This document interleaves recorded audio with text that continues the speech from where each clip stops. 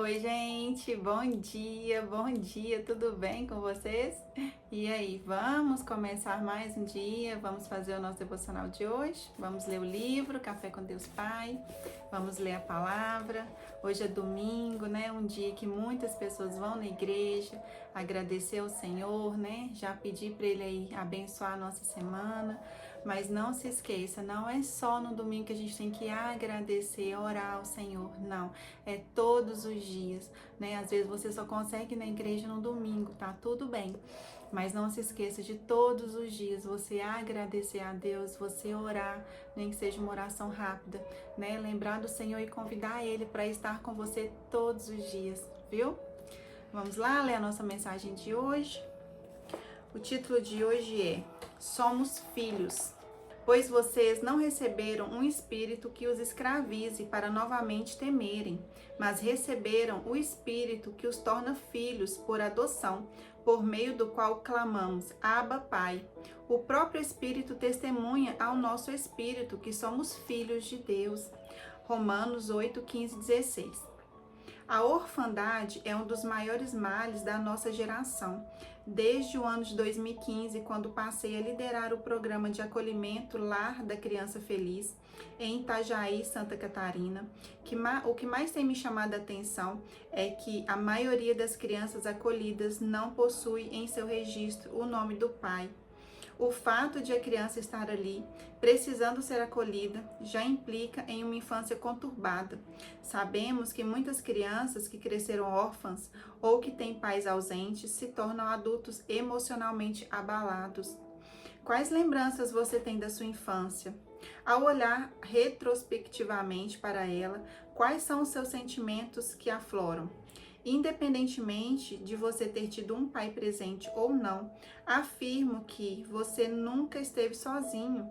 Como lemos no versículo acima, Deus nos adota como filhos e deseja ter um relacionamento íntimo com cada um de nós.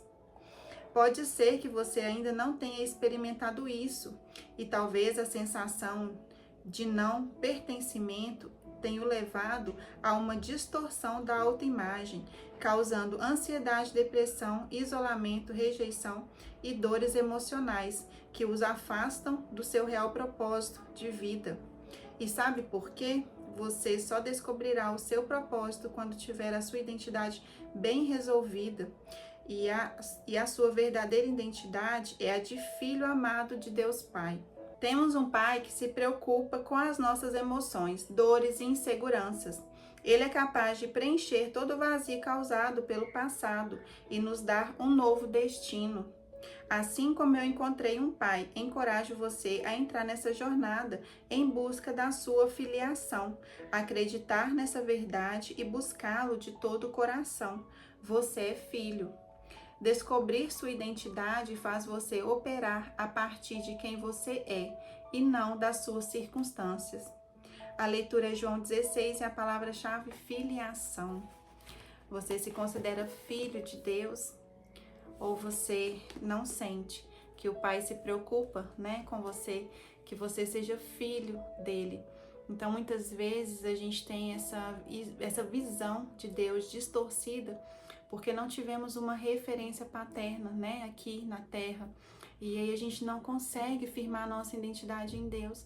Eu vim de uma família disfuncional, onde eu não tive o meu pai na minha criação. Ele foi embora quando eu ainda era muito pequena, né? E eu sei o quanto é difícil essa sensação de abandono, de rejeição, né? Eu e minha irmã, né, ficamos com a minha mãe.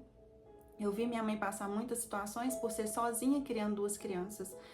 E isso gerou, né, em mim muitas consequências que eu trouxe para minha vida adulta, né? Muitos bloqueios de abandono, de rejeição, de não merecimento, né? E que eu venho tratando, porque é um processo, né? As feridas que a gente, né, tem lá da infância, elas refletem na nossa vida adulta, né? Eu não sei se você veio de uma família disfuncional, onde não teve a presença de um pai ou de uma mãe, né, que às vezes até era presente, mas não era só fisicamente, né? Não supria as suas necessidades emocionais, não, né, te fazia sentir amado. Que às vezes a gente até tem o pai e a mãe ali presente, mas eles não conseguem dar o amor, carinho, porque elas vieram às vezes de famílias que não tem, né, essa proximidade, sempre tratando o filho, né, com mais rispidez, e às vezes você nem se sentiu amado pelo seu pai, pela sua mãe, né? Mas eu quero te falar que Deus nunca te abandonou, que o Senhor nunca deixou de te amar, assim como Ele nunca deixou de me amar, de cuidar da minha vida, né? E apesar de todas as lutas, todos os desafios, tudo que eu passei desde a minha infância, né? Eu vejo que hoje o cuidado do Senhor sempre esteve presente, né? Até nas coisas que pequenas, né? O Senhor sempre supriu, Ele sempre cuidou, enviou pessoas para estar ajudando a minha mãe, né? Enfim, passamos situações muito difíceis, passamos, né? Passamos necessidade de algumas coisas, passamos, né? Mas estamos aqui e não, o meu passado não me define, o seu passado não te define.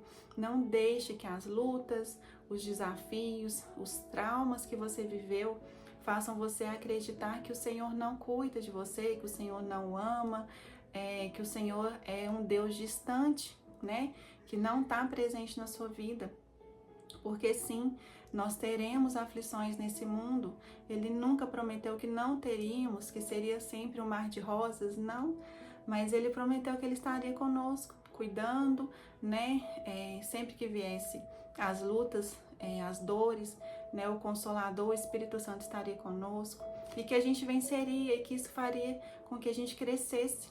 Então, nas lutas, né? Aproveite para você perguntar ao Senhor: o que o Senhor quer me ensinar com isso? Porque todas as lutas, todos os problemas que passamos, tem algo que podemos crescer e aprender. Então sempre pergunte ao Senhor: Pai, eu quero entender essa luta, essa dor, né? O que eu tô passando hoje. O que eu posso aprender, o que eu posso melhorar, qual que é o ensinamento, o crescimento que o Senhor tem para minha vida. Porque sim, nós aprendemos mediante as lutas, né? Então não veja isso como um castigo do Senhor, como uma punição, porque isso é ruim, né? Eu cresci ouvindo muito a minha mãe, não era nem por mal, né? Acredito que ela ouviu assim, e às vezes os pais só entregam aquilo que eles receberam, e tá tudo bem, né? Eles fizeram o melhor do jeito deles. E ela sempre falou assim: não faz isso, menina, Deus castiga. Não faz isso, menina, Deus castiga. Deus castiga, Deus castiga.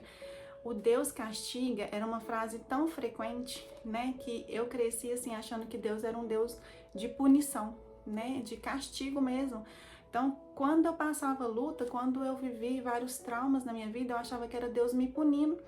Só que eu pensava: o que eu fiz, né? O que eu fiz para merecer isso? Então, eu fiz algo. Alguma coisa eu fiz, e às vezes quando eu não encontrava resposta, eu ficava assim: mas Deus não é justo, porque eu não fiz nada para merecer isso que eu tô passando, porque isso é um castigo. Mas um castigo de quê? Eu queria entender, eu queria achar uma solução, queria achar uma resposta, mas não tinha. São coisas que a gente vai passar mesmo na vida, né? E não é um castigo, né? Às vezes é circunstâncias, às vezes é consequência de alguns atos que a gente teve, alguma escolha, que vão vir, mesmo que Deus perdoe, mesmo que você peça perdão, as consequências dos nossos atos, elas vêm, né? O Senhor perdoa, Ele nos ama, mas nós vamos viver as consequências das nossas escolhas, né? Leia sobre a história de Davi. Davi foi um homem segundo o coração de Deus, mas ele viveu muitas coisas ruins. Por quê? Porque consequência dos atos dele, né? Porque Davi errou muito, Davi pecou e sofreu com as consequências. Deus nunca abandonou Davi, nunca deixou de amar Davi, mas não deixou que não vai viver nada, vai ter uma vida plena, ele vai errar e vai... Não, a gente erra e tem consequência, né? Mesmo o Senhor te amando. Então, aprenda a ter, né, prudência, a escolher, né, tudo que você vai fazer, a ter cuidado nas suas escolhas, nas suas atitudes, porque tudo que a gente faz tem consequência boa ou ruim, né? E temos que conviver com elas e não culpar Deus, porque muitas vezes é realmente, né, coisas que a gente fez e tá vivendo ali depois. Enfim, gente, o que eu quero passar para vocês é: não deixem que o seu passado defina quem você é e o seu futuro. Não deixe. Peça ao Senhor para te libertar de toda a mágoa do seu pai, da sua mãe, da sua família, seja o que você tiver vivido. Não permita, né, que isso faça com que você tenha uma vida ruim, né, cheia de dores. Não vale a pena carregar isso, não vale a pena. né? Isso não vai mudar, o passado não muda. O que pode mudar é você. Tirar isso, tirar esse fardo de cima de você e seguir uma vida de paz, tranquila, né? Porque você não vai conseguir alterar o que já passou. Mas tirar isso de dentro de você, você consegue. E se tiver difícil, peça ao Senhor que te ajude, te restaure a cada dia. Faça, sabe, a sua parte, orando, né, jejuando, pedindo a Ele. E eu tenho certeza que Ele vai restaurar todas as coisas. E vamos lá, fazer a leitura de hoje. Hoje é João 16, eu vou ler do 29 ao 33. Disse-lhes os seus discípulos: Eis que agora falas abertamente e não dizes por parábola alguma. Agora conhecemos que sabes tudo e não precisas de que alguém o interrogue. Por isso cremos que saíste de Deus. Respondeu-lhes Jesus: Credes agora? Eis que chega a hora, e já se aproxima, em que vós sereis dispersos, cada um para a sua casa, e me deixareis sós. Mas não estou só, porque o Pai está comigo. Tenho-vos dito isso, para que em mim tenhas paz. No mundo tereis aflições, mas tende bom ânimo, eu venci o mundo. Aí, gente, a passagem. Tenho-vos dito isso para que em mim tenha paz, ou seja, tenha paz. Eu não vou prometer um mundo sem problema, mas tenha paz em mim, eu estou com vocês. No mundo tereis aflições, mas tende bom ânimo, eu venci o mundo. João 16, 33. E o que o Senhor quer nos falar com essa passagem, né?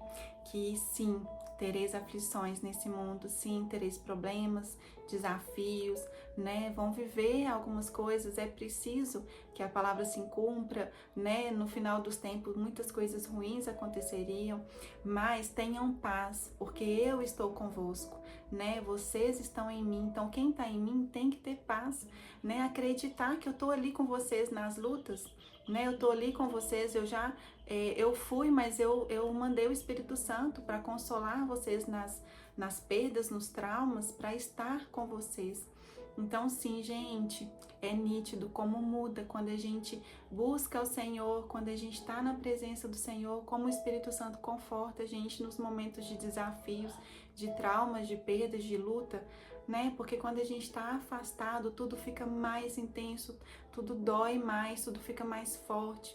A gente não tem aquela sensação de amparo que a gente tem na presença do Senhor.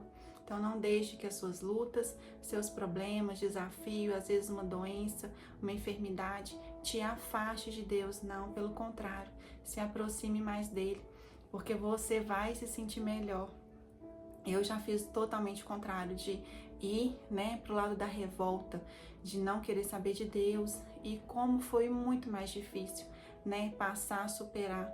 Na verdade, eu nem superei, só quando eu voltei pro Senhor que eu consegui, né, tampar aquele buraco. A presença dele me preencheu, me confortou e eu realmente me curei. Mas é um processo, né, não é do dia para a noite. Mas estando na presença do Senhor, né, a gente se sente bem, a gente sente paz, a gente se sente acolhido, viu? E é isso, gente, que Jesus abençoe a vida de vocês, tenham todos um ótimo domingo. Não se esqueçam de parar e um tempinho fazer a sua oração, se você ainda não fez hoje, viu? Um beijo, fiquem com Deus e até amanhã, se Deus quiser.